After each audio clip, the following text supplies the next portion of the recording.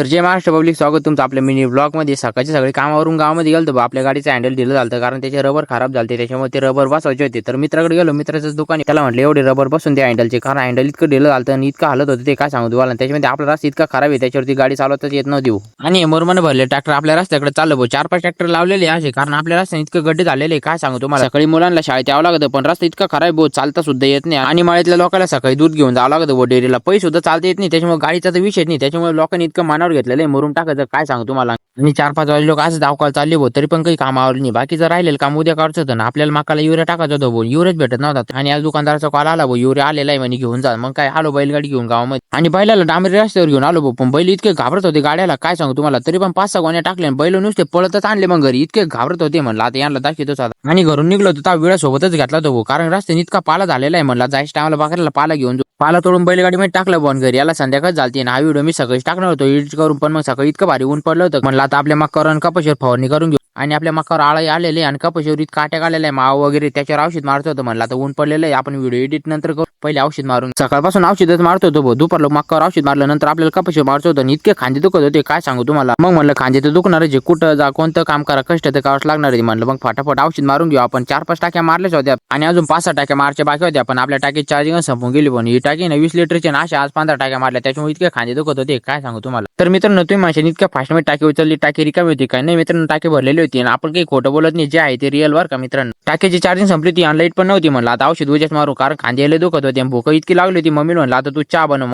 मग मस्त पैकी चहा बिस्किट खाल्ले भाऊ आणि आज रस्त्याचं काम फायनान्स करून टाकलं भाऊ लोकांना, मुरुम वगैरे टाकला आणि रस्त्याच्या कडाला झाडं वाढले होते भाऊ, काट्याचे जास्त झाड होते, त्याच्यामुळे लोकांना मुरुम टाकल्याच्या नंतर 3 किलोमीटर डायरेक्ट पूर्ण काट्याचे झाडं सगळे साफ करून टाकले। आणि या रस्त्यावर मुरुम टाकण्यासाठी सगळ्या माळ्यातल्या लोकांनी 1-1 हजार रुपये जमा केले होते, तेव्हा कुठे या रस्त्याचं काम झालं। तर मित्रांनो दिवसभर इतकं काम राहतं, त्याच्यामुळे संध्याकाळी लय अंग दुखत, त्याच्यामुळे व्हिडिओ एडिट करायला टाइम भेटत। तर दिवसभर छोट्या क्लिपा काढतच राहतो मी, फक्त व्हिडिओ एडिट करायला टाइम भेटत नाही। तर जेव्हा टाइम भेटला तेव्हा व्हिडिओ टाकत राहीन। तर मित्रांनो भेटू पुढच्या व्हिडिओमध्ये, बाय।